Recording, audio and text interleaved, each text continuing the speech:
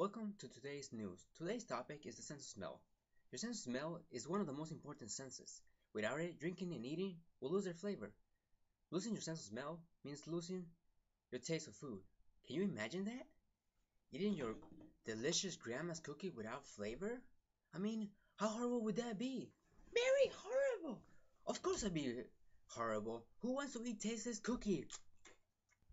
The olfactory, or smell nerve cells, are stimulated by the smells around us. The fragrance of a rose, your favorite tacos, or the smell of baking goods such as cookies or other baking goods. The nerve cells are found in a tiny patch of tissue high up in the nose, and they connect to the brain. When smell becomes impaired, we eat poorly, socialize less, and feel worse.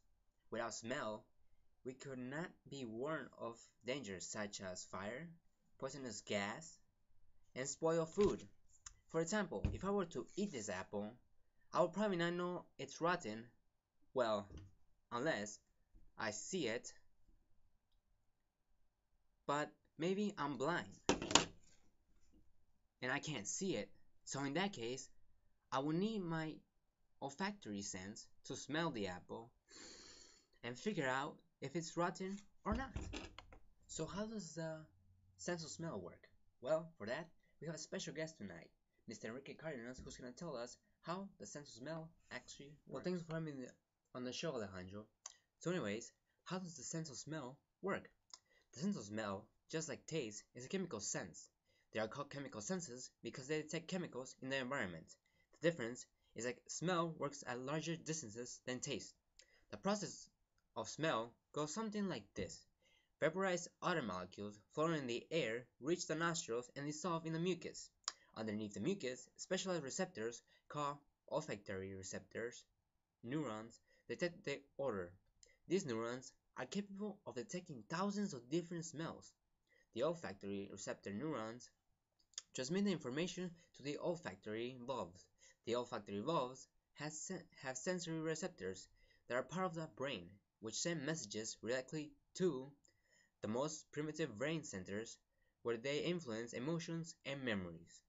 These brain centers perceive odors and access memories to remind us about people, places, or events associated with these olfactory sensation. To show how smell relates to memory, let's do an example. I have here an unknown substance or a candle, which when I smell it, the odor is not recognizable. Perhaps because I had never smelled such odor, so my brain cannot recognize it. I can't tell if it's an apple or cinnamon. It's very similar. Often, we like to relate unknown smells to other ones that we recognize, like here, when I'm trying to relate the smell of cinnamon or apple, because I already know how those things smell. On the other side, I have my mom's beans, in which I quickly recognize the smell after I open the cap. It is because I am familiar to the smell, so my brain quickly recognizes it. So as we can see, smell is tied up to memory. It also produces emotions like, well, these beans. They make me happy, unlike this thing that makes me sad and angry. But that's enough of me. Well, thanks again, Alejandro, and thank you for having me again on your show. And well, thanks for all the great time here, and have a great day. Thank you, Enrique, for being in our show, and we would like to come back some other time. And for all of you guys who don't believe smell is important, just try to go a day with your nose plugged. How? And see how delicious, or I should say awful, your food would taste.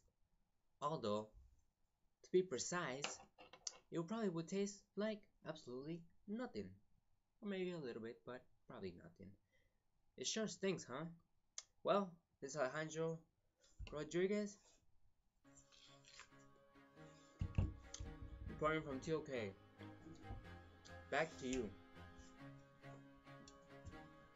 Hey guys! No, not you.